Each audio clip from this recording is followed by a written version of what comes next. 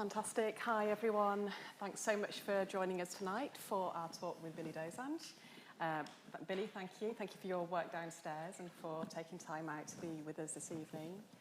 I'm Melanie. I'm the head of programs here at New Art Exchange, and I've had the absolute pleasure of working with Billy for over 2 years. The planning of the show, we got massively interrupted by COVID, of course, and I've curated the exhibition with him. So hopefully you've all had time to see that, whether it was today or at another point. Huge congratulations, Billy. Fantastic body of work. So the plan this evening is to, Billy and I will maybe talk for about 30 minutes, and then we'll open up the conversation to you as the audience. And we've got the live streamed audience online as well. Some really basic just points on housekeeping. If you do want to move in and out of the space whilst we're talking, that's absolutely fine. The toilets are just behind us through the corridor that you just came through. If there is a fire alarm, it won't be a practice. So if you just go out the door that you came through and turn right, and there's a fire escape that takes you directly outdoors. So we're recording tonight's event. You guys aren't on camera. So if you're concerned about that, don't be. When we do the questions at the end, we do have a microphone. So if you'd rather your voice wasn't on camera, you can say, and you just don't use the microphone, and we could even edit you out if you really wanted to, but we'd really like your questions, so if you can get involved, please do. So I think those are the basic points, and we will jump into things. So I'll just take a moment to introduce Billy and his practice. So he is an artist, filmmaker and storyteller whose practice pays tribute to every displaced person. His work has featured in UK film festivals such as Flatpack and with the BFI, and has exhibited at venues such as Somerset House, here at New Art Exchange before in 2019, and of course now in 2022. And he's about to open an exhibition parallel to this one at New Art Gallery in Walsall. Billy's work's been presented on BBC4, and he's received commissions and awards from organisations such as Flaming, Derek Jarman and Arts Council England.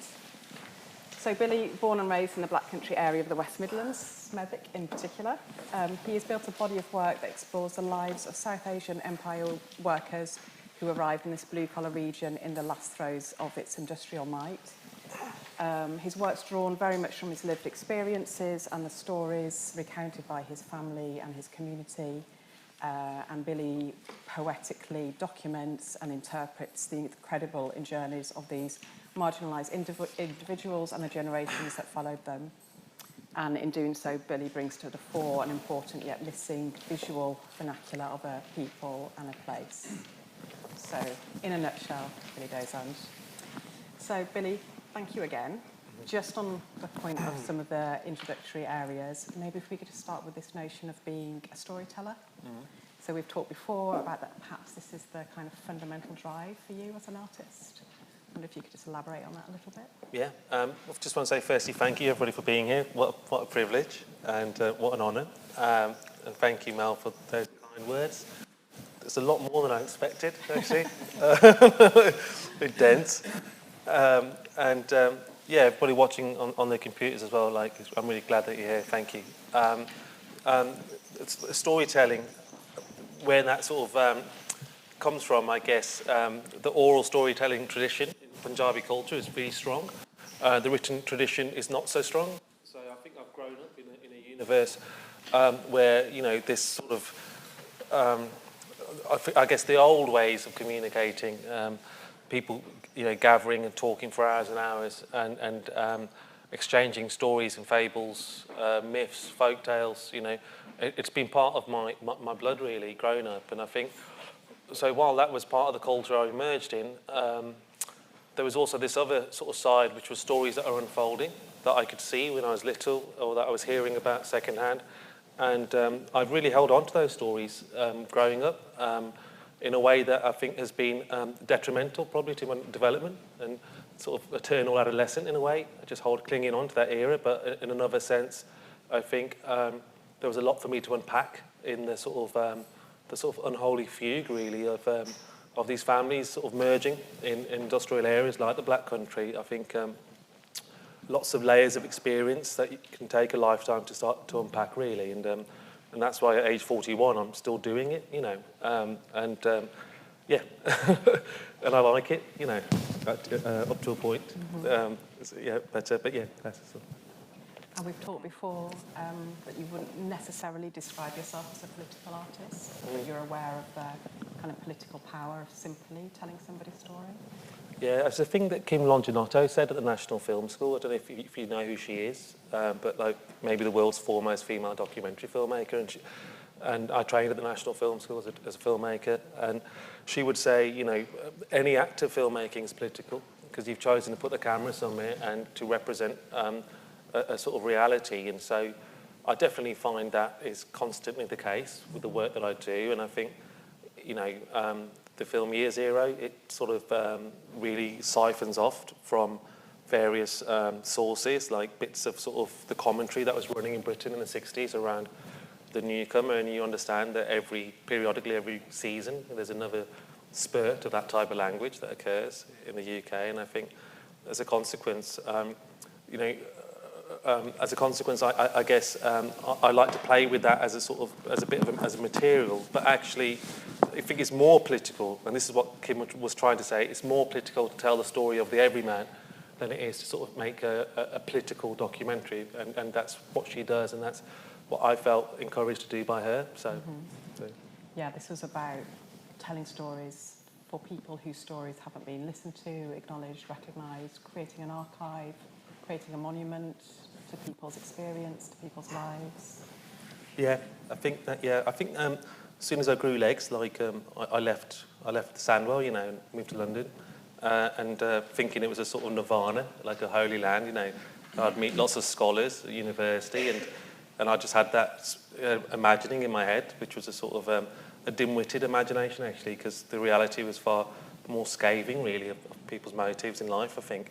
And I think what I felt particularly when I was at university was a real sadness that I wasn't seen by my peers, you know, the experience that I'd had growing up, and it used to really irk me, you know, a lot. So I think that sort of, the response to that was to make work about it and go, well, let me show you.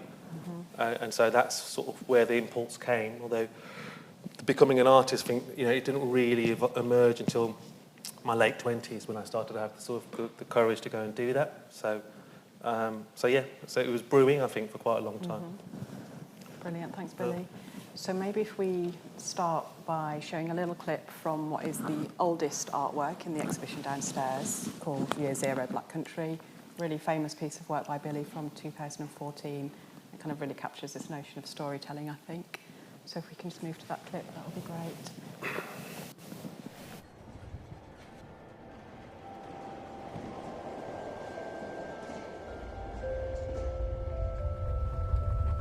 Well, it was a shit job. All the shit jobs come from Smethwick, like it was steel foundries.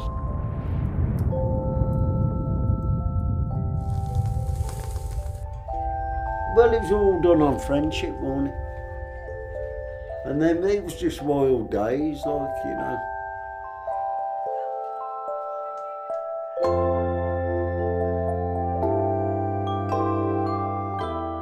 Well, Chopper used to make the curries, like, and he used to be addicted to John Collins' cough mixture was opium based. He fitted all the gas fires and used to test for leaks with a matchstick. All the lads I knew have hung themselves.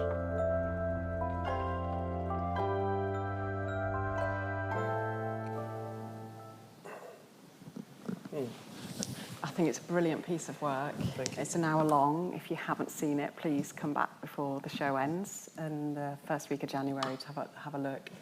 It's such a journey from very kind of harrowing and sad stories through to those kind of laugh out loud moments as well. Like this, it's so personal to you, isn't it? This was created with your family, with your friends, years of research.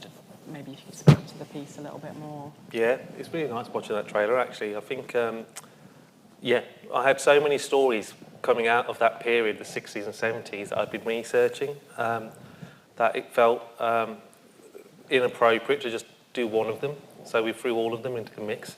And so you have a film that collages 20 short stories, more or less, with archive from that time. There's documentary evidence of the newcomer. I think for me, what happened with that film is that I'd been working in TV for a couple of years after the National Film School, and I detested the fact that I was being told that you can only make one film about your background every 2 or 3 years, and you just have to suck up, like, that's how the industry is. And it felt very marginalising, and I just sort of thought, you know, I'm not going to spend my life in this industry just making stuff that I'm not that passionate about. So I sort of just kicked up a bit of a fuss, really, and went to the Arts Council, got some money, and they gave me enough money to spend like half a year researching archive, and I found about 100 hours plus.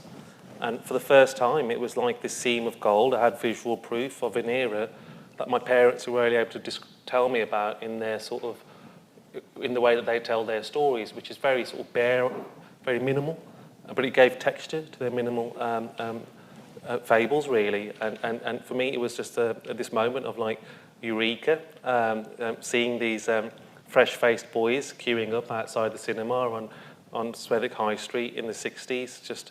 It just really, you know, flung up all this sort of history of migratory stories, really, you know. Really inspired by the American migratory stories, and I started to see Mean Streets and Godfather, and I started to think, you know, these guys have had just an epic journey, but where's the evidence of it? You know, a lot of the journalism is actually pretty poor, pretty like, you know, by the numbers BBC journalism, you know, that kind of thing, you know. So I was like, well, let's just get the raw stories. So I went and interviewed about 30 people, you know, from the community, really, captured their voices, and their voices then became the sort of the side of my film that is the inner metabolism of the community, and I set it against the sort of voice that speaks about the invasion of the other, and I set it against you know, that sort of voice that looks down at the community rather than emerges from the community. And I think that's been a big part of my practice, really, is to come from a place of authenticity as a storyteller. And yeah, the BBC really sort of, you know, it was tough work in there, to be honest, and I could tell a few stories, really. But, you know, after I made this film, they wanted to make a film using that archive that I discovered, and we spent 2 years discussing what that film should be, and in the end, a bunch of commissioners, you know, one from Frome, one from Aldeburgh, one from like Tunbridge, you know, decided it should be about marriage in the community and the evolution of marriage, you know. And I was like, well, I've made something that's substantial, I'm proud of it, and I just want to sort of polish it up, you know, put it on your channel. And I got sort of, you know, got sort of rookied into making something I wasn't that passionate about, and I think that was the moment I just walked away, really. I was like, can't do this anymore. Film is collaborative, but taste is important, and the people that you collaborate with. But the film, yeah, I'm really proud of it, and we've made it for like $8,000, so it's that sort of age where you're willing to live in a legally sublet council flat and you know, and be sort of like Will-o'-the-Wisp, really, you know. But we made it, and I'm really proud of it, and I think it continues to have life. Totally, totally. So it's never been shown on TV yet? Nah, We've shown it in exhibitions. Yeah. I think it showed for the first time here. Yeah, it's part of the Mellor Festival, I think, like 6 years ago. Yeah. Brilliant. So you were kind of touching on the notion that you're kind of creating narrative, creating documentation, showcasing stories, bringing other voices to the fore that weren't being told, or if they were being spoken about, they were being spoken down to. But there were filmmakers from the kind of mid-1900s that perhaps were starting to kind of challenge that a little bit. And we've talked a little bit about Philip Donnellan. He's been quite an influential filmmaker for you. Do you want to speak a little bit about him? Yeah, amazing man, basically. I think he used to work at the BBC in London in the late 50s, and he was, when the cameras became disembodied from their sort of stands, you know, and he saw that as a moment to go and tell stories that other people weren't telling. So I think he was based in London, And all the filmmakers were going abroad to tell their stories, to document life. And he was like, we've got stories in Britain. We've got Irish migrants, Caribbean migrants, Asian migrants, and they've got stories that need to be told. So he came to the Midlands to set up a film unit here. And when I discovered his archive... Pebble Mill? I think it might have been Pebble Mill, yeah. Yeah, and I think when I encountered his work, I was just like, wow, he's shot on film. He's using dollies. You know, they've got tilt shots and pan shots, and they're in factories, and they're really cinematically representing the sort of the Hades, you know, of the furnace, you know, and really giving me that visual stimulus to look behind and look into this experience. So I felt like I don't know, I felt like a real kinship to his spirit. And I studied him a little bit afterwards, and he's made films like The Colony, which was used a lot for John O'Comfor's film Handsworth Songs. I didn't know that. More or less. He stripped that film for parts all over the place. Yeah. And I started doing the same. So you have these docs, you find offcuts of old newsreel footage, you find personal footage, you find you know, anything you can get your hands on, really, and you start to think, well, where's the story in this? What am I seeing here that maybe isn't being shared in that context? You know, how can I turn it around, dial the volume down, you know, change the track, give it new impetus, give it new meaning, and that was fun to do that actually, and I think it's a project that well, he's a filmmaker who's deeply rewarding to follow, and I would encourage everybody to see his work because it comes from a place of authenticity.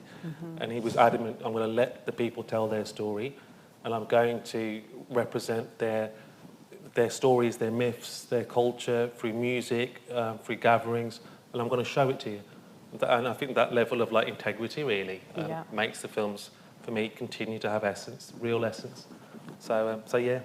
When you came into the space, we were playing one of Philip's films called The Irishman, An Impression of Exile, which was from 1965. And we've got a really short clip of The Colony, which Billy has just been referencing, so a snapshot of Britain in the early stages of that momentous social change and first generation African Caribbean immigration. So if we can just show a little bit of that, please. I thought, well, I was going to travel, and England would be a beautiful place. But when we got on the train and we saw some of the smoky buildings, you know, as if they were frowning, and the sun wasn't very bright. It was sort of hazy. I thought I wouldn't be able to stay in England. And I wanted to cry, but I was ashamed to do so. And lots of other girls, you know, were horrified. And one girl held on to me, and as we got in the train, and we had to pass through one or two tunnels, and this woman held on. She grasped me and said she doesn't want to go into such a dark place anymore, and we sort of laughed. Well, coming through the meadows and so on, my heart began to feel good, seeing all these beautiful flowers, but still I didn't feel too comfortable. Well, I thought it was because I was tired and so on. Well, coming into Birmingham, I can't quite remember what happened, but as I came in and saw where I had to live, my heart sank. And most of the time I cried. See? I was listening to a radio show a couple of weeks ago, and I think in a similar era in the 1960s, this kind of awakening of acknowledging other people's stories and not there being one single dominant voice was kind of supported by the rise of social sciences being taught at universities, which came about from the kind of rise in all the new universities. So the social sciences were kind of ignored by your red brick spaces, but it was all the kind of new universities that were setting up that started to kind of program, and I guess it kind of encouraged new thinking, and I think there's possibly a parallel between the two. But I find her use of the word, her commentary on the darkness, quite rich actually, because I think it's the stories you don't hear are about the shadow spaces, you know, the way the sort of spirit or the, you know, the soul sort of, I think, copes with this journey. You know, I think there's a lot of angst in the journey. There's a lot of pathos in the journey. There's a lot of regret in the journey. You know, things like I've talked about before. But you know, if you can't get back to your farm for your mother's funeral because she gets they would do the funerals quickly. Then you know you'll spend your life just in a pit, really. You know, and I think there's a lot of like exit points from what is the sort of charm of the experience to it being hellish, you know. And I think it's really interesting when she talks about the darkness, because I think it's a really rich metaphor. I think it's, you know, they have the sort of in sort of Joseph Campbell's Speak, you have the sort of separation where you know rites of passage, you shake hands with your brother, you say goodbye. I'll give you money for the farm. I'll do my job in the factory. Then you hit the threshold and you have this new experience. You're in this new land, and it's all, you know, you're a maverick or you're a sort of factory worker or however it is that you experience it. But you never then have the return to take the story back to the people that you left, because you end up staying. And so a lot of these characters end up living lives in the sort of eternal damnation of a sort of threshold space. And it's something that is really hard to reckon with, you know. They're sort of moored on this sort of island of separation, really. They're not quite of any place, and I think it puts up defences and it creates quite unique cultural patterns, I guess. You know, it's often remarked that like when Indians come to Britain, that the culture that the Indians have here is from the 60s and not actually like they are contemporaneously, you know. And that's one reaction, that's one fear-based reaction to the myth.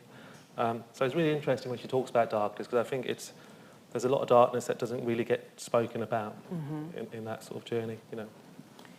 And you kept using the word threshold then, and when we were trying to think up a title for Billy's show, Billy talked a lot about, you know, I feel like your work is about kind of being between two places, like neither in nor out, or on the cusp of something big happening in your life. We used the word limbo. We spent ages trying to think of the title of the exhibition, and I see that as being like a really fundamental exploration for you, that experience that you've just encapsulated there. So just continuing a little bit on Year Zero, going back to obviously Billy's film. So we have talked about it as being the keystone of the exhibition downstairs, because it captures this really significant, momentous period in the 1960s when Punjabi communities came to the UK, including your father, followed later by your mother, which you've already touched upon, and very much starting this new life for these new communities. But we also kind of describe it as the keystone of the show because it fundamentally introduces a number of other, a range of characters, a range of experience, a range of myths, anecdotes, which we've then started to explore more in the other exhibits in the exhibition. So perhaps maybe we just move on to Exiles and start to look at each of those photos and how they relate to Year Zero. Really happy to do that. Brilliant. I think, yeah. Got the photos. You can go whichever order you like. Let's save this one to the end. Yeah, save this to the end because I think it's the one I can labour you most with talking about. Really. We could do an hour-and-a-half event on one of these photos. Yeah. I mean, which one do you want first? Right, good point. Maybe Day Shift because it's the first one that I made. There you go. Yeah. So the research I did for Year Zero, interviewing all the local people that I filmed, that were showing downstairs, some of the characters I interviewed, you know, and they're sort of generally characters who've been in the UK for 30, 40 odd years and still haven't really picked up English, you know. And so they come at it from a very authentic sort of point of view, and I would trigger their memory by showing them archive that I'd found that they'd never seen. So they were like, oh my God, like, you know, we used to live and someone will remember that they had a Jamaican family living in the room upstairs in the house they were in, but they'd totally forgotten because it was years ago.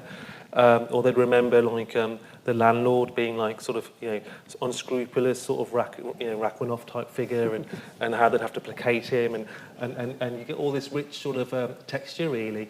And so what I started to think I could do, inspired by artists like Stan Douglas, Tracy Moffat, you know, mentioned before, you know, even Gregory Crewdson, to be fair, I started to think, can I take these stories and create a sort of semi-heightened reality, you know, a sort of psychological space where I can put characters into roles. And so what I do is we'd cast for people whose parents had lived the stories that I had gathered, so they can enter psychologically the space, really. And so this was the first one that I did, and it was a really bold adventure, really. Rick's here, over here, and Rick's the DP who shot the film, and we had a lot of tools to play with, really, because we had, I think we raised, I don't know, we raised a bit of money for it, and we spent it on two 12-ton trucks to light the place for 2 days.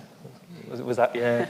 So we lit the place for 2 days, created lots of frames, but that's it. So like, there's a story my dad and his mates tell me all the time about a couple of guys who came from the Punjab to Smethwick, and they never realised swans were protected by the Queen. So they'd go and they'd behead them with a machete and then flog the meat on the market. And I was like, well, that's a great story. I love that, you know. And it might be like the way stories are, they change shape or they change form, but I like the fact that that story still pings around the community. So I try to represent that. It now pings around New Arctic In the Street. Nice and green, everyone's talking about it. Yeah, and so we got a taxidermy swan, you know, and we got a couple of guys who were illegal immigrants actually down a local gym, and they seemed to look the part, you know. So we got them into the gear, you know, and it was like that was a real capers, that was. And then, you know, we've got over here the fellas making moonshine, which they still do in the allotments in Smethwick. I've sat with them and drank plenty over the years there. And so we got some actors to sort of play that. And it was really sort of exciting to bring people in this way.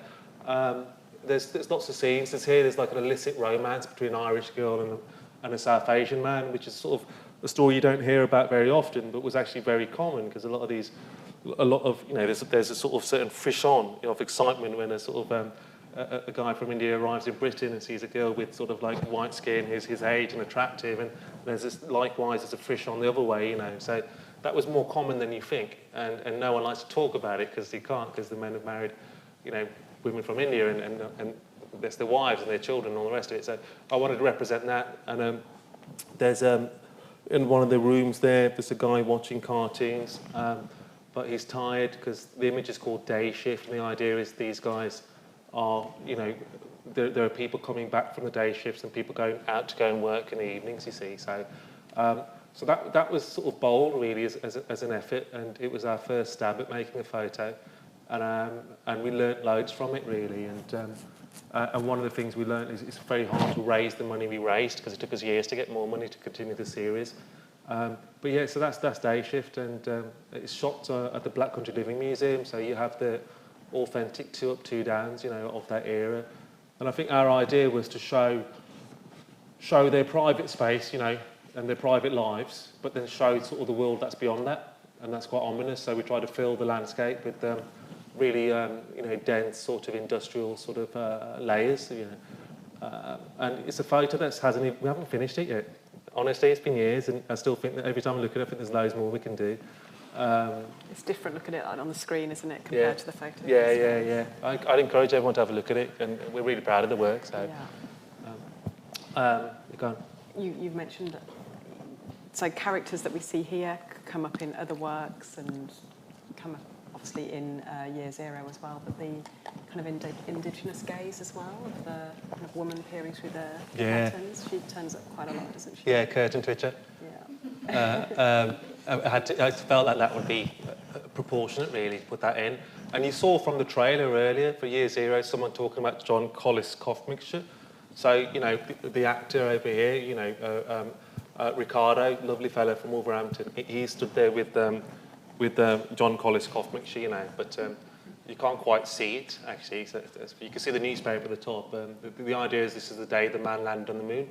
So there's a newspaper with that story playing out on someone's chest in the top left.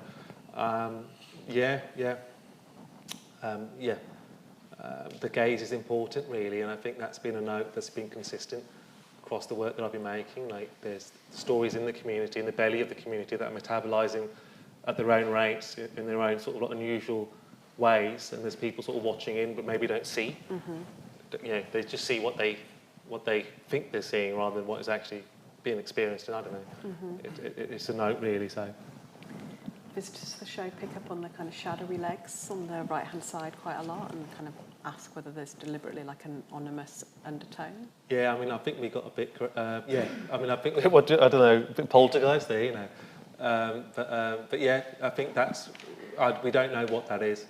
And I think in terms of like the idea with this project is that there's a word a phrase called single shot movie, you know, and I think I was really interested in the idea of moving away from film and trying to make something that like isn't a durational experience but can be as long as short as you like, but within it is enough suggestion and mystery, really, and it's kind of what I got very, very, very excited about when I conceived this in 2016, and and it's 2022 and we've just finished the series, so it's just like it's been a mission, really, but a beautiful mission, and it's I guess my idea is to put the 60s in the Black Country and the idea of newly arrived stories, give it this technicolor, give it the grace that I think it deserves, you know, and hoist it up and put it as front and centre of a lived experience, you know,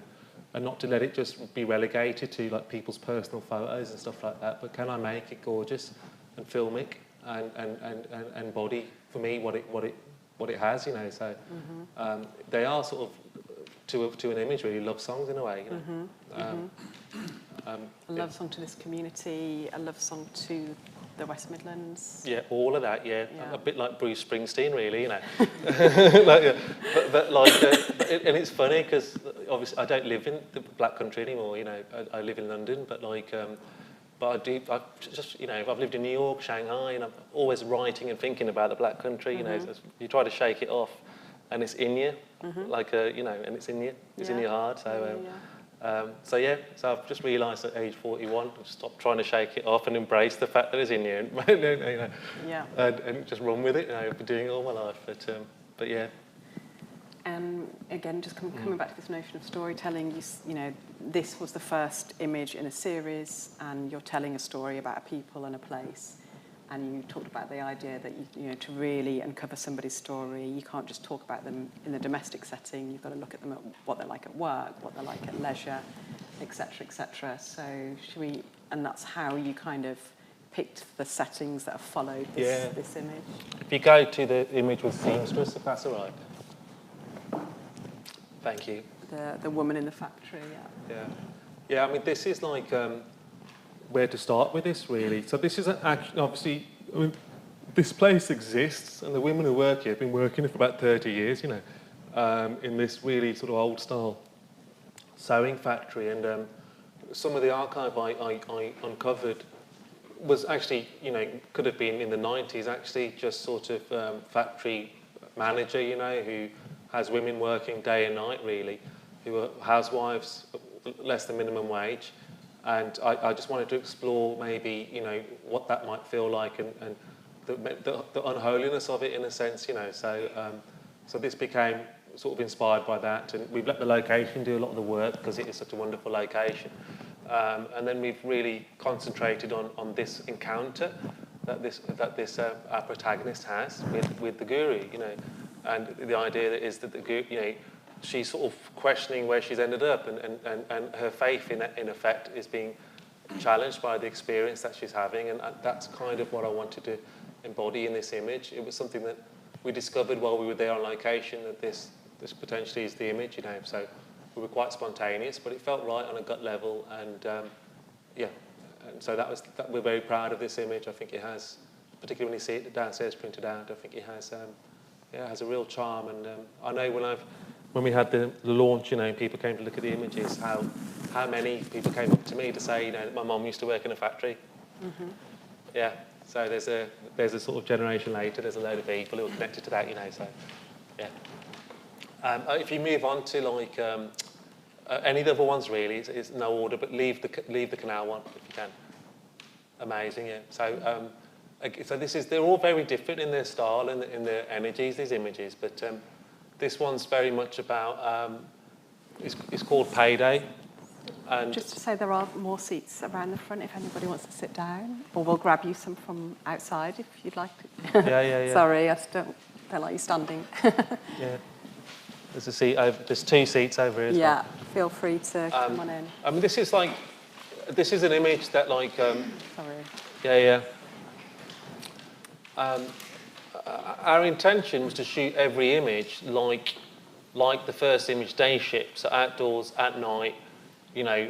And the intention with this was to have a scene on a street corner outside a pub, you know.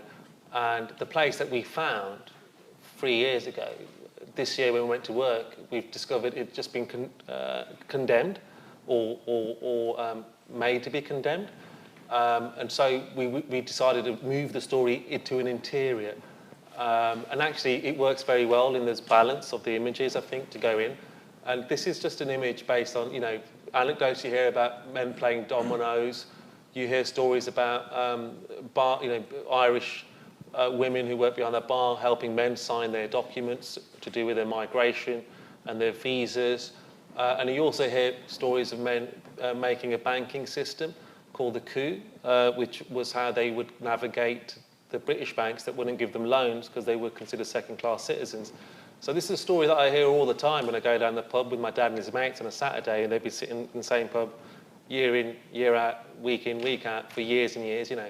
And it's a story they often say about how they bought their first houses, and it was, they didn't go to the bank because the bank wouldn't give them money, so they went to each other and they'd put money into a kitty, and they'd charge a very negligible interest rate, and they'd take it in turns to pack each other, basically. So I wanted to give that its homage, really. And so we tried that here, and then I was like, well, what if there's a disagreement?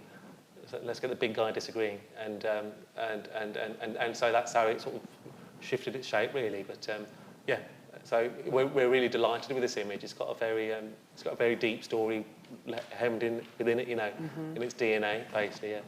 And if we flick on to the next image, please. Splendid, yeah. So this is called the Furnace Men, and it's kind of, they're on a break, and there's a gaffer trying to get them to sort of sign up to join a union, you know, and they can't hear him because they can't really speak his language, and so that's what's going on here. You've got sort of characters pretty dead to the world after coming out of the interior of this place, and their ears aren't really receptive to what they're being told. So that's how we've tried to build this one. I think the touch in this image is our fella there, and the way that he looks at the second character stuck in this doorway. But yeah, we shot this on my dad's spare unit, you know. Yeah, and it was quite a wild ride. It involved a lot of a lot of quick fire decisions, you know. But yeah, so that's the one. And then I think that the one that's remaining is yeah, there you go. Yeah, yeah. The canals are a big part of my childhood, and you know, you do the notion that water carries memory, and that we live on a planet with sort of finite sort of resources, and you know, I love the idea that every drop of water you have is at some point passed through like a dinosaur's, you know, whatever, guts or something, you know, and I just like the idea that I think canals in the Black Country are incredibly magical. I think they offer like an escape into nature because there's so much going on there with herons and coots and all the rest of it. And I was just really drawn to the idea of it being a sort of frontier for the psyche, you know. And in this image, what I tried to do is reflect a little bit how there's a loss of the feminine. That when the men moved to Britain en masse together without wives and without mothers, that there's a sort of, in the boyishness and the giddiness of the new kingdom, there's a sort of, what is sacrificed unwittingly is the feminine side of your soul. And I think I wanted to find a way to embody that. You know, I'm not saying this is a vaginal canal, you know.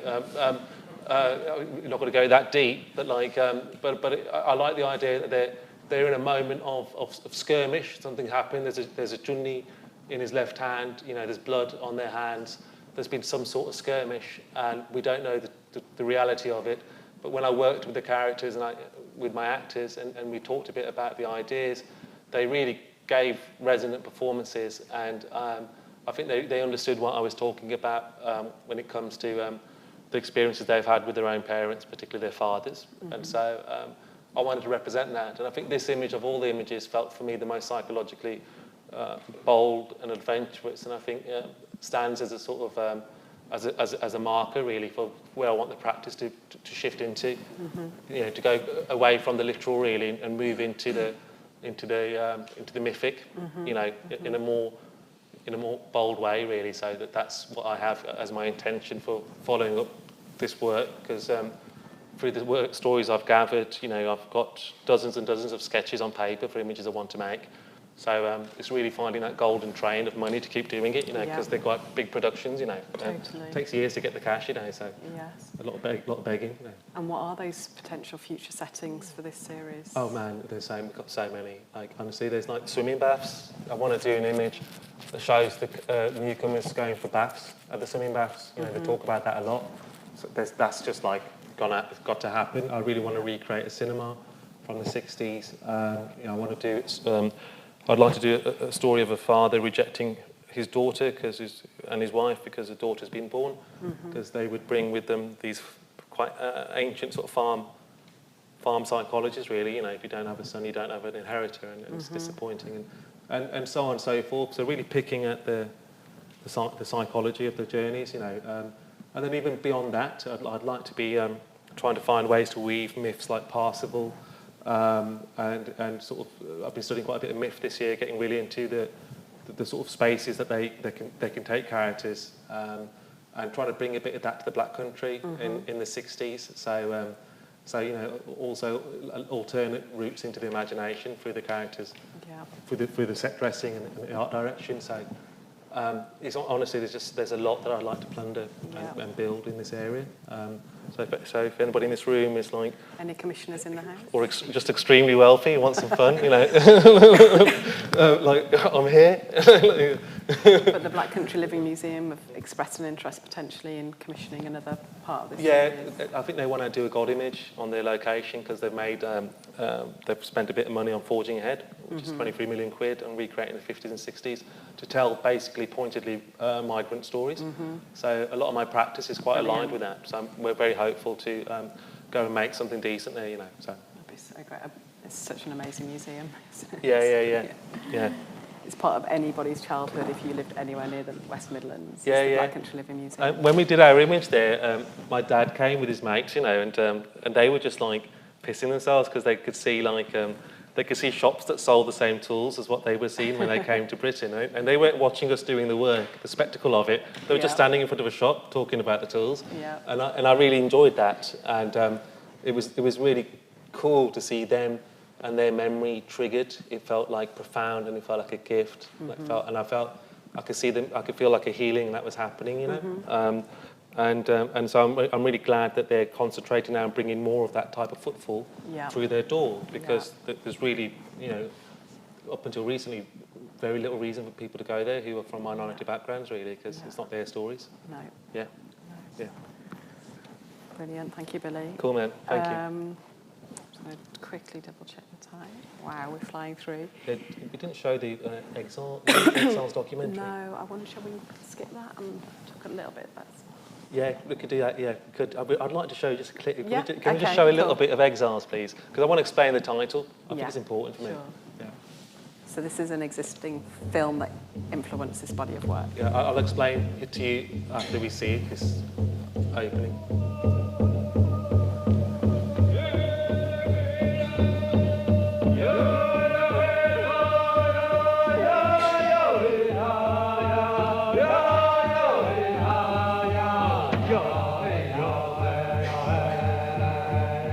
Come on, baby, come on. No. Out of this world. Out of this world.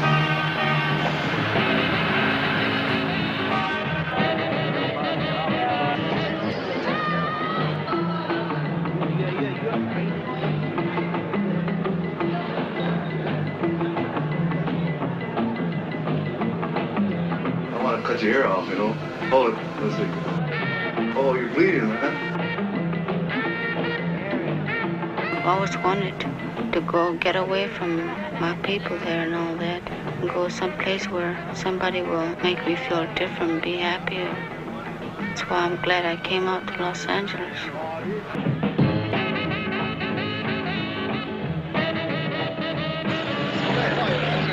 Indians like to get together where they won't be bothered, watched or nothing like that, and be turned loose. When they get out there and just be free,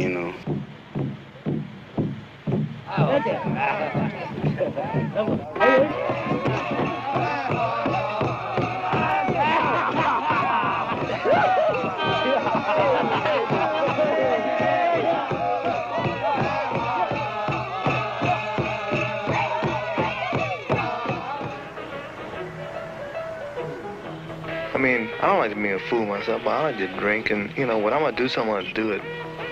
When I have booze, I'm not gonna sip on a drink. I like to drink and get high. That's the reason I drinks are for.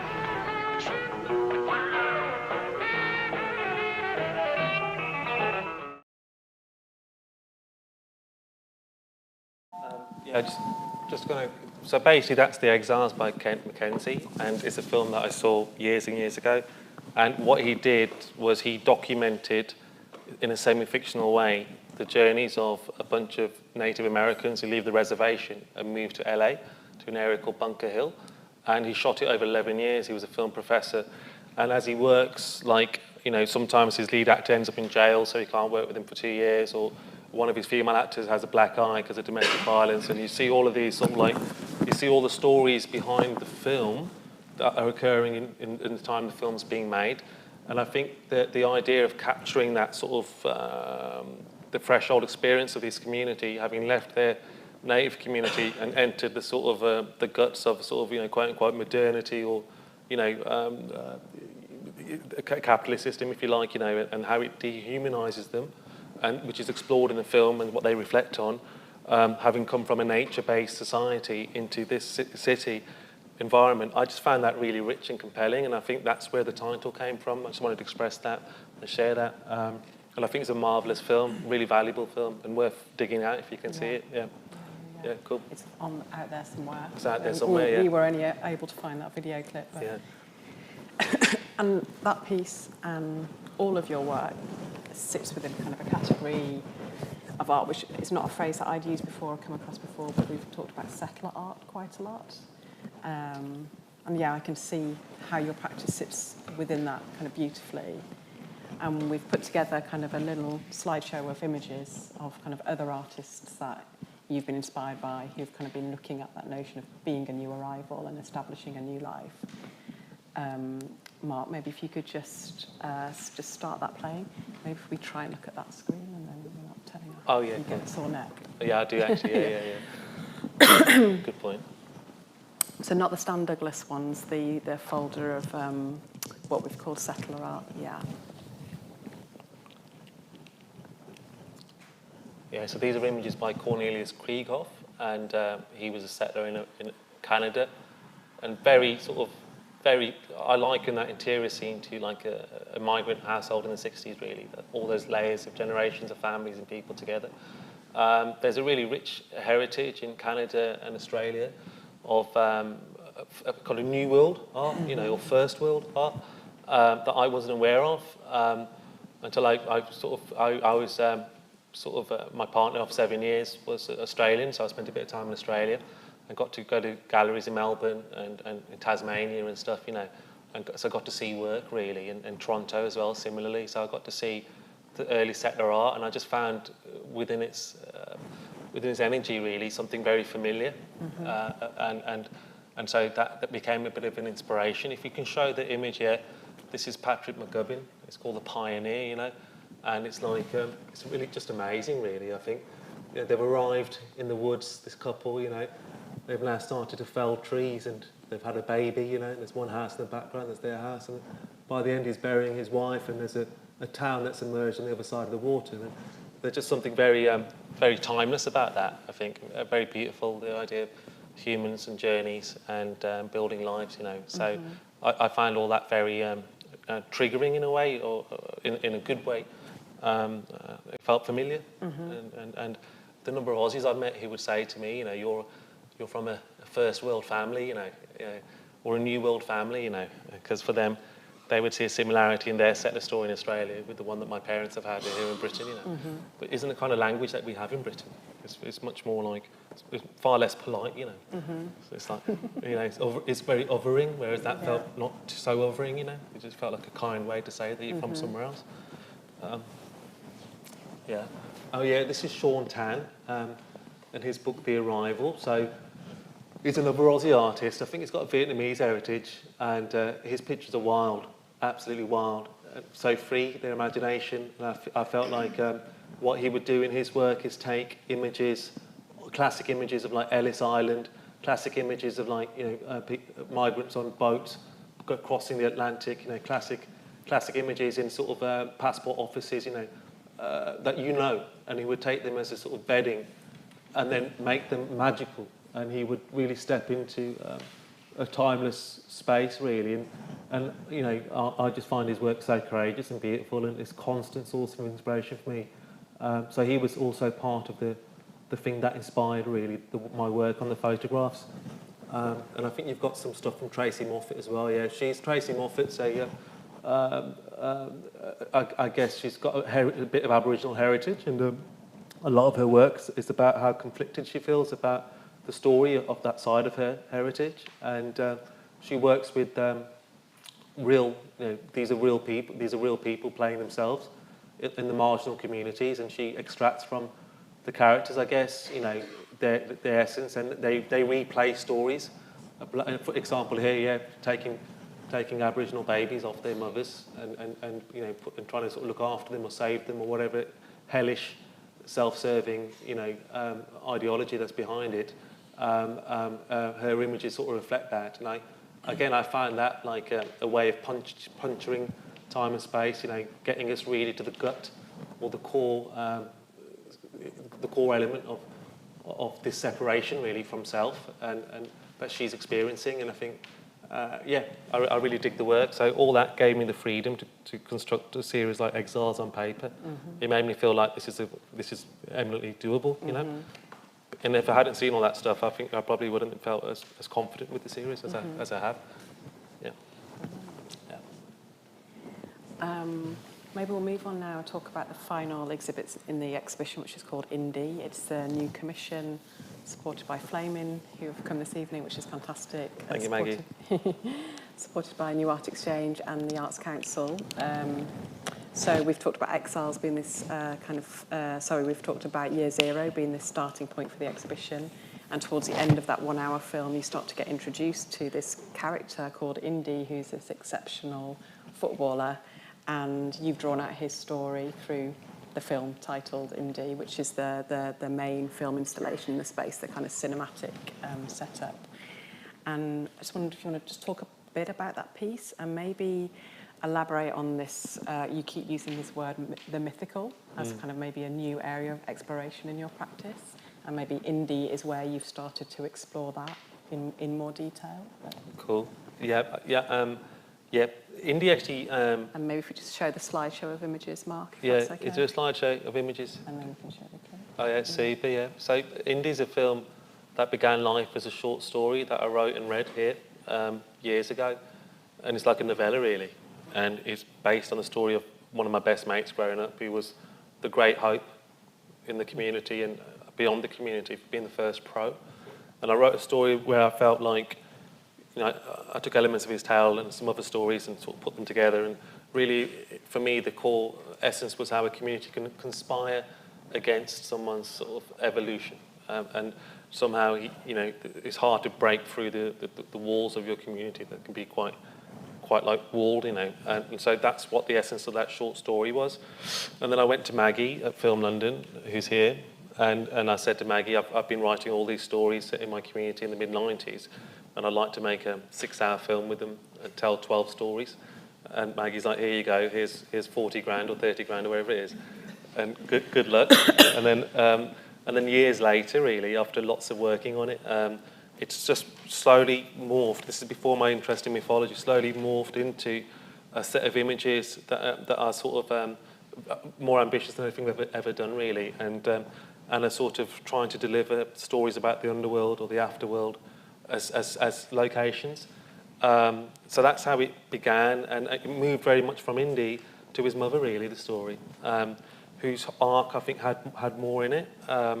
And yeah, I've never made a film like it, and I've also never made the Black Country feel so exotic, you know.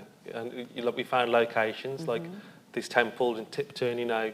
We found these canals in Dudley that are like a parallel universe when you get through the tunnel and out the other side, and we were able to sort of like turn the Black Country into this like quite exotic place, you know, and so I'm really thrilled with that, and really pleased with what the film is able to do.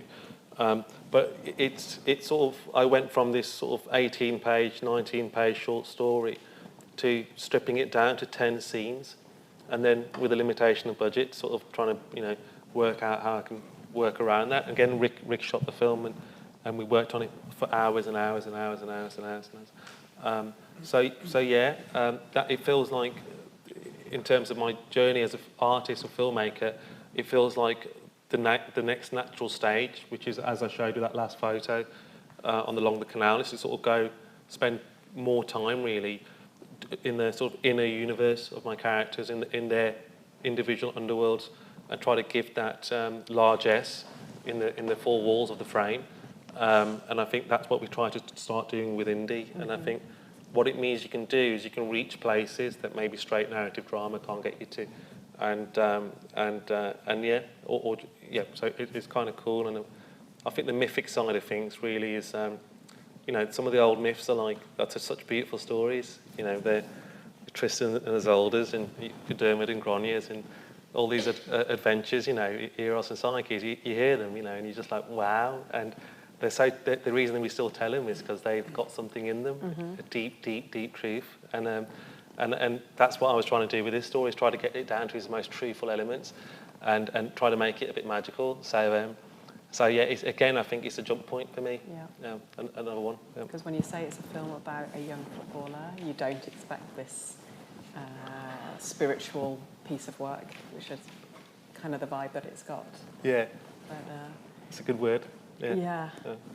Mark, if we can show those two. So we've just pulled out two little clips from Indy, which is 14 minutes long, which are kind of emphasising this mythical feel. Oh, so look straight ahead, you see. Yeah.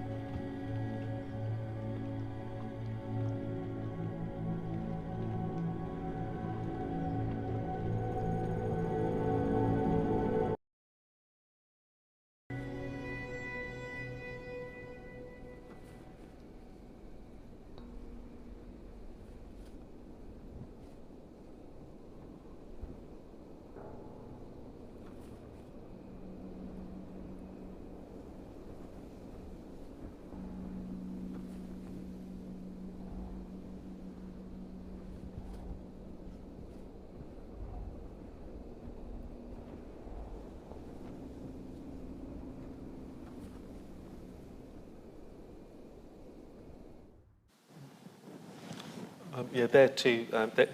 They're not a sequence in the film. The levitation shots towards the end, and the other thing is the opening. Just FYI. But yeah, you can see that the sort of profile of this work is very different to the profile of other work. It's, I think, cinematically bold, and I think it's trying to say more through visual performance rather than the oral storytelling traditions that I try to embody in my earlier work. So I think I try to make it like a silent film, basically.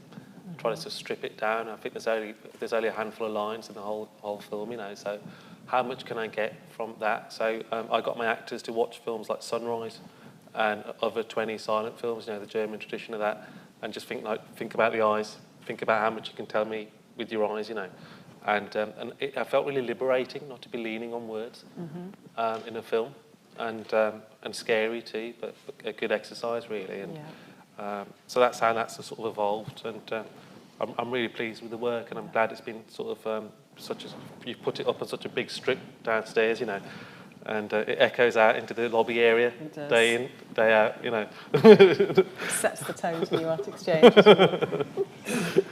But the kind of lead protagonist, Shiru, the mother, she really delivered on that brief that you asked of her, doesn't she? She's fantastic in it. Yeah, and I think, she was superb. And just to give it a nod, I think we're running out of time, so I probably won't be able to show clips from Lumbu, but also similarly wonderful cast on Lumbu, and that was a straight narrative film with the BBC and BFI. But this was filmed London, and the lovely thing about Maggie's, little stable in the corner of the film London offices is that you can just go and you can do anything really. You're free completely, and it's very rare that you get a bunch of money to go and have a free hit, Yeah. And what you end up doing then is stretching yourself, and I think that's been. I'm really glad. I think it's fortified whatever fears I had, put them to one side, and it's sort of made me freed me really going forward. So yeah. And I guess on that note of going forward, so we were going to talk about 2 other films, but maybe just because we're running over on time. How are we doing? We are 22. Cool. Maybe in an hour. Yeah, kind of where this body of work, which has taken so long to produce, an epic effort, where is it taking you next? I shot a documentary in 2005 about race riots in Lozells, my first film, which someone from the Fleischer Film School happened to see at a screening at the MAC. And then and I'd never heard of the National Film School, and he said you should apply, and I did, and got a directing thing there. But I pitched that film a few years ago to the BBC and BFI to use it as a backdrop for a feature drama, and they've gone for it. And we're sort of building a film with 3 protagonists, and we're borrowing stories like Cinderella and Jack and the Giant Beanstalk, and sort of reimagining them and sewing them into the urban landscapes of Lozells and Newtown and Handsworth. So that's a project I'm really proud of. Tricky though, I've never tried to sort of put 3 stories into one film and not have them separate, but have them overlapping, and a bit like David Hare's The Hours, but Virginia Woolf's film, trying to build a structure like that. So we're going to shoot that next year, but I need to finish the script, so I'm off for a month to do that. What else? I've got a feature film coming out, hopefully at the end of this month, that I shot in Cameroon at the start of this year. I don't know if I'm allowed to say this, but it sounds like it got acquired by Storyville last Friday. The BBC 4 sort of documentary strand, decent, good docs on there, and so that's I'm really glad for that. It's a sort of homage to the Cameroon football team from 1990, who I met on a shoot for Channel 4 years ago, and one of them told me their stories, and I was like, this is so good. It's like Cool Runnings, but it's like West Africa, and so we've gone and made a feature film with them, and they've turned out to be splendid characters, beautiful storytellers, really spirited and unique, and the film's great. And again, Rick and I went to Cameroon and really stretched ourselves physically to make the film. So that's coming out, and there's a whole I've got there's other stuff, there's a couple of TV series I've been building. There's a ton of artwork I want to make. This is also a moment to rethink why I make what I make. I've been spending a lot of years trying to crack the atom of the Black country, and I'm sort of middle-aged now, and I feel a little bit like it's decision time, you know, and I'm getting more and more drawn to trying to make nature a bigger character in my works, and giving it more of a role. And I'm not sure where that thought was going to lead me, but that's where I'm at the moment. So yeah, there's stuff happening, and again, you know, it's all contingent on funding. So you know, always looking for funding. Yeah. Brilliant. Thanks, Thank you. Billy. I know there's loads more that we could cover, but we wanted to kind of give opportunity for anybody else to kind of jump in with questions. If you're happy to speak on the mic, we'd appreciate it. Elaine's just bringing that round. Is there anything anybody would like to ask or reflect on? We've got 10 minutes or so. Yeah. But if there's not, we can carry on talking. And maybe we did promise a screening of Lumbu, which is another new piece of work that Billy is just in the process of finishing. We decided not to show it as a full screening because Billy wasn't quite happy with the final edit. Yeah. But maybe if there are no questions, we could show a little excerpt. Well, I think what I'd like to show with it, if you go to 12 minutes 55 and play it through to 15:02, is just show, like, also another thing of where my practice has got to, you know, with Indie and with Lumbu, it's stories from my childhood, really, and it's domestic stories, and there's different ways of doing it. But yeah, you know, yeah, there's households that have rows, you know, rows are really about quite familiar, really, for me, quite common. So I've tried to sort of put that into my work, so this is an example of that, really. And what time sequence did you want, sorry? 12 minutes 55 seconds, and end at 15 minutes and 2 seconds, please. Yeah, and this is again, it's the sort of paradigm of mother and son, which feels like a recurring theme, and yeah, it's like I'm always drawn to that, which I think is a clue that I maybe have to do more work on the sort of masculine side of my practice, if you like. You know, I don't know, but I keep doing it basically, so it's naturally. Is that okay, guys? Cool. Thank you.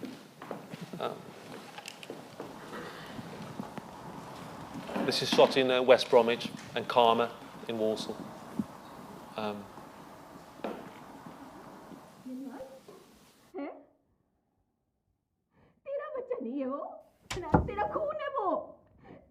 ਮੈਨੂੰ ਪਤਾ ਮੇਰਾ ਖੂਨ ਕੀ ਹੈ ਹੋਰ ਬੱਚੇ ਦਾ ਕੀ ਮਤਲਬ ਹੋਰ ਬੱਚਾ ਹੈ ਕਿਉਂ ਹੈ ਕਿਉਂ ਹੈ ਮੈਂ ਤਾਂ ਨਹੀਂ ਕੀਤੀ ਸੀ ਇਹ ਸਭ ਤੂੰ ਕੀਤਾ ਸੀ ਜੋ ਕੁਛ ਤੂੰ ਹਨਾ ਚਾਹੁੰਦੀ ਆ ਤੂੰ ਕਰ ਅੱਛਾ ਅੱਜ ਤੱਕ ਤੂੰ ਹੀ ਆਪਣੀ ਮਰਜ਼ੀ ਕਰਦਾ ਹੈ ਮਜ਼ਾ ਨਹੀਂ ਮਿਲਦਾ ਲੈ ਲਾ ਸਭ ਕੁਝ ਲੈ ਲਾ ਜਾ ਯਹਾਂ ਸੇ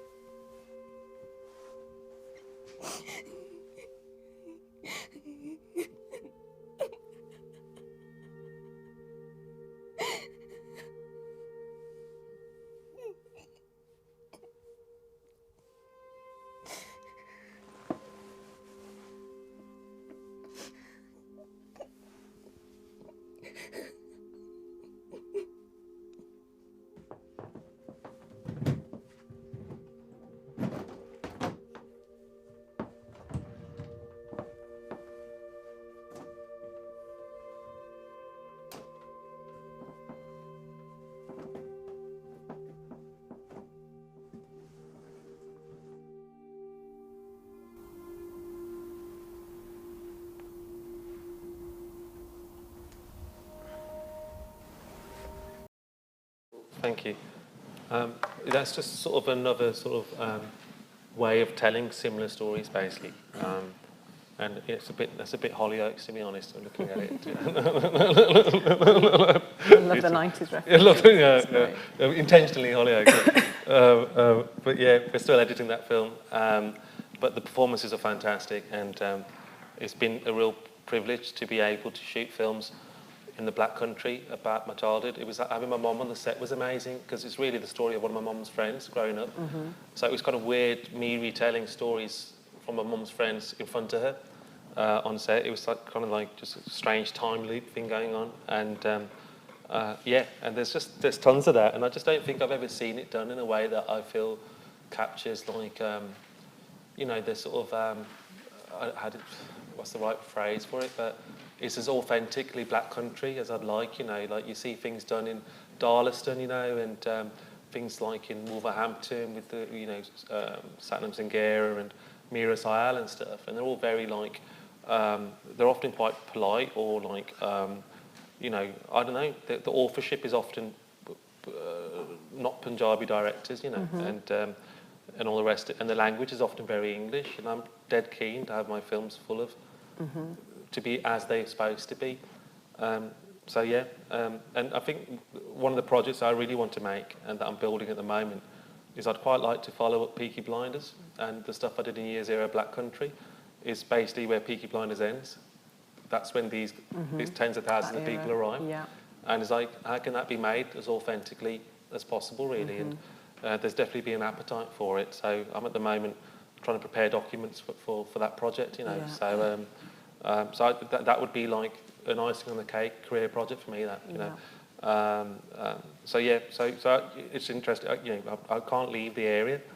Yeah. Just wherever I go, I can't leave it. It remains a fascination. Yeah, it does. And I think partly that's because I think when our parents arrived, they sort of parked their haunches in the Black Country, and because they've come from farms where they've been there for generations, they park their haunches in the Black Country. They don't really want to leave it.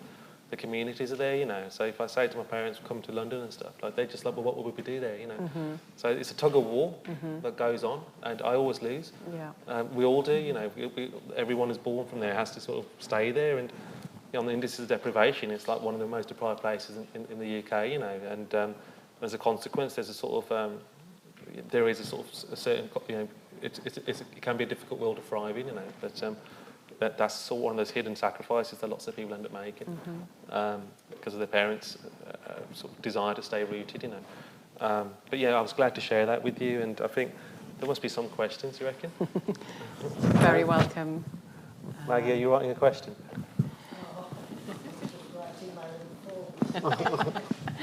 Well, I'd appreciate that if everybody could fill a nurse survey. Yeah, well, there's a hand up over there. Brilliant, thank you.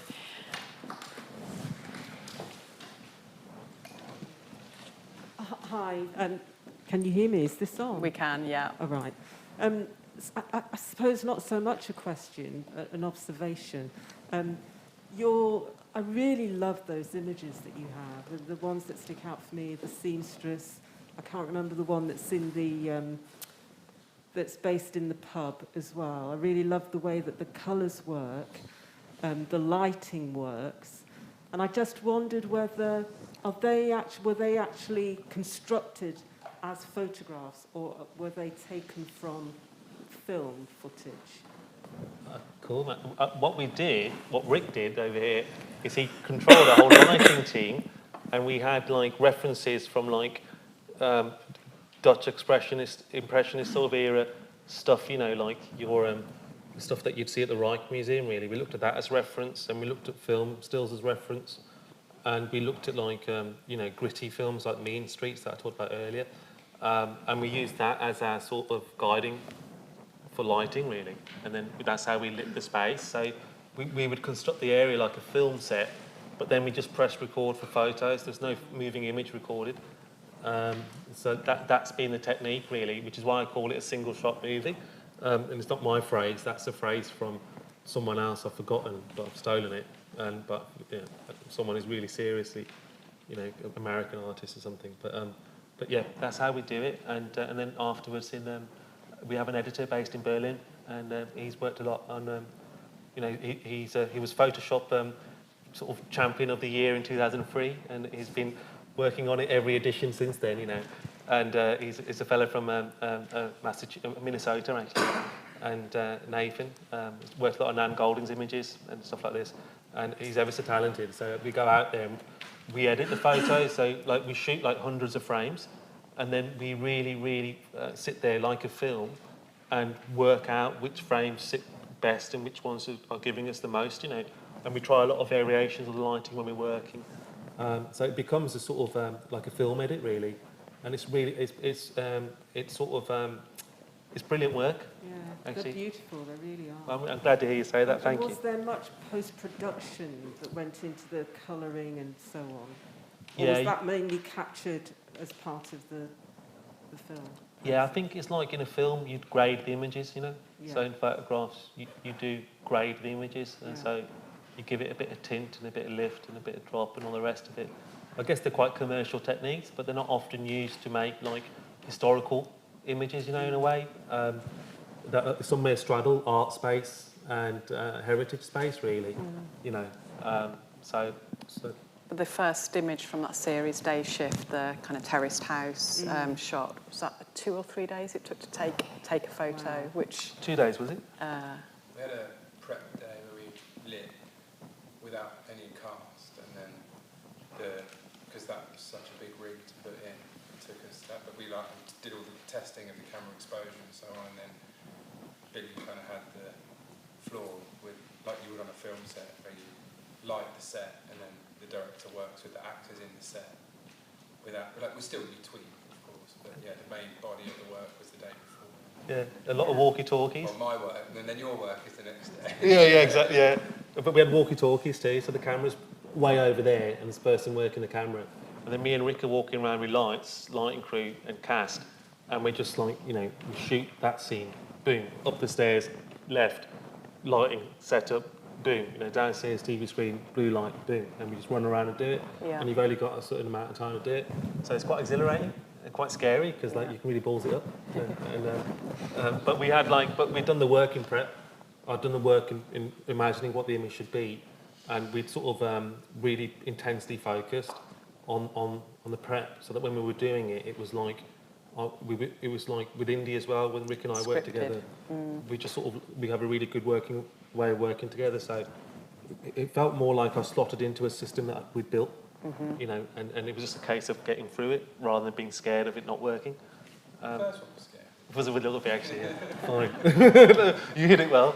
But the end result is an image you can't quite get your head around. Like, I totally appreciate that question, because for ages, it's like, is it a film still? Is it moving image? Is it photography? Yeah. And that's their power, isn't it? It's kind of, for me, you've kind of created this freeze frame moment where you then give people as much time as they want to kind of interrogate this moment or this character. And, you know, there's layers and layers of reading in each of them, particularly Day Shift. Yeah, I think at the time that we made that, I had such a sort of like stamina for those types of stories. Like, really, it felt so strong. I remember starting to write a proposal, you know, for like a Guggenheim Foundation or something like that, you know, where I just wanted to go to all the towns in Britain that had a rich influx in the 60s and go and capture their folk stories, capture their the stories that they tell amongst themselves about that time, and give it that sort of forever effort, you know, to make it timeless. Yeah. I remember being quite excited about that, and I could imagine going to Bradford and going down to Cardiff, you know, and these places and doing that. But it was, I think, I got carried away a little bit, because that could be a lifetime of work, really. Totally, you know. totally. Yeah, there's not many. Yeah. Worth it though. You could just concentrate on that body of work. Yeah. For sure. Yeah. Cool. Any more questions? Thanks, Mark. Yeah, so I was born in Wolverhampton. And my dad worked in foundries and on the roads and doing all of that kind of work in the 60s. And he said at that time there was such an optimism in the West Midlands, and there was an element of, I suppose, if you wanted the work, you could get the work, and it was quite entrepreneurial.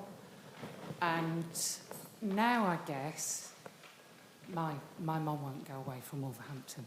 She's there forever now. there's an element of the Black Country is kind of dying, and it's such an ugly place. Is there almost a sense of you're capturing that optimism and that beauty, and like you say, kind of creating a peace in time? Because you go to somewhere like London, and it carries on, it evolves, it renews itself.